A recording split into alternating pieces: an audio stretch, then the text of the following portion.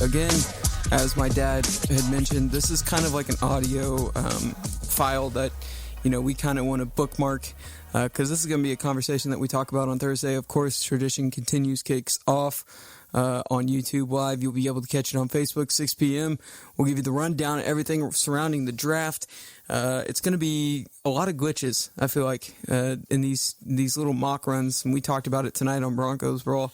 There's a lot of glitches, and I feel like a lot of 12-year-old children are going to be put to work on come Thursday because these general managers and the front office guys seem like they're a little up there in age, so they don't know what the hell they're working with. So it should be pretty interesting.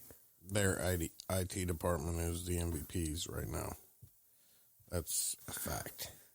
IT, yeah. Everybody in the IT department's getting a raise. Oh yeah, 100%. A big fat one. So going back to Ruggs, but there's not just going to be glitches in the draft. I mean, it's going to be our first podcast. Yeah. So we're going to have our glitches as well. Yeah. 100%. Like the perfect show. It'd be nice. We'll grow with time. Yeah. Okay, so going back to the big story is you said Florio was the guy that reported it. I already went over it all while you were moving cameras around, dude. Yeah, but this is probably the audio part that I'm really going to take out because we're having a full-on conversation. That was great description, but I'm going to have you run that back again because I'm really... Holy shit. Oh, come on. God damn. Get a drink. Okay. So it was reported today that Henry Ruggs, apparently, of all the teams that he's been hearing from, the one team that continues to pop up is the Denver Broncos. It's one of three. He's also been in contact a lot with the Raiders and the 49ers. Which, I mean, if you look at a lot of mock drafts, especially the ones that you can do online for yourself, you don't have to use everybody. It's just pick for your team and let every other team done by computers. A lot of them have the Raiders taking Ruggs. So is that why there's a sense of urgency, you feel like, if with Denver trying to move up? Because, for all this time it was Judy, and then now you hear this report break out. Those are the three teams that he's talking about. I mean, is Denver looking at San Francisco and Oakland Las Vegas, thinking that, they could take a stab at Ruggs? They need speed. I don't know why the hell the 49ers are looking at Ruggs, if I can be quite honest. I feel like they would be a better fit for CeeDee Lamb and Jerry Jeudy. They lost Emmanuel Sanders. It doesn't matter. They don't have a big wideout receiver. They aren't known for big wideout receivers. Deebo Samuel is not big. No. They're not tall, but he's big. They do have Jalen Hurd, who was selected. That's one they're excited about. Uh-huh. He's a big boy. 6'4", right?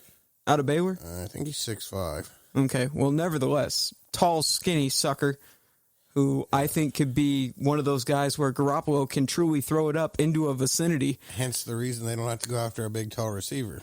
Yeah. So maybe they do need the slot.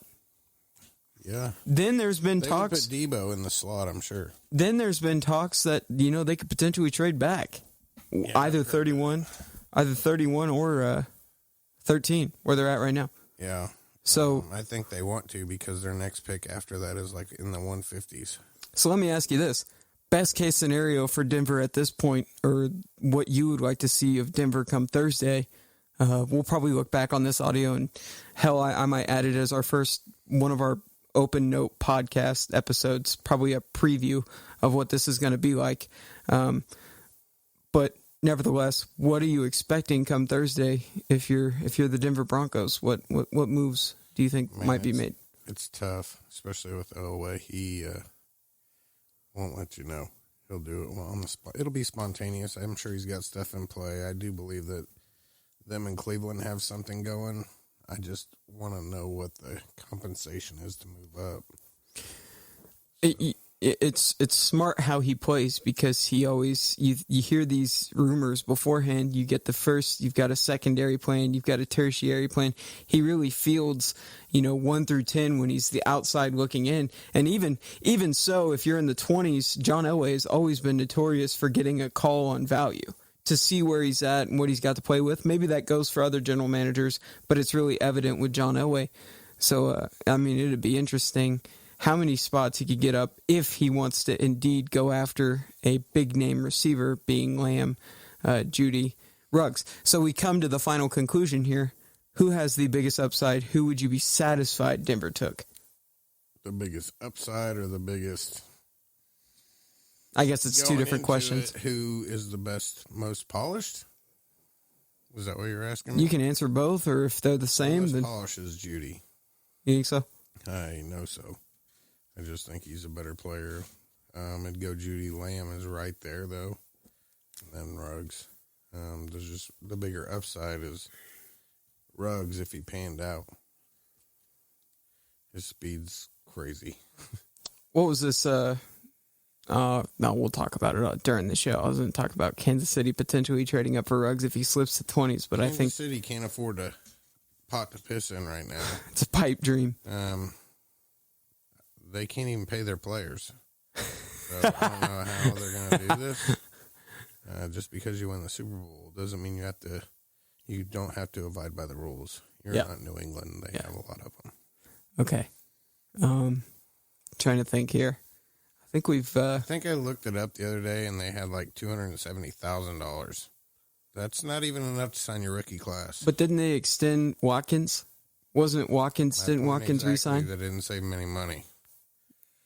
They still don't have enough. What the hell? Chris Jones, call us. I don't know what you're going to do if you're Kansas City. Mm-hmm. They've only got 5 draft picks this year. Mm-hmm.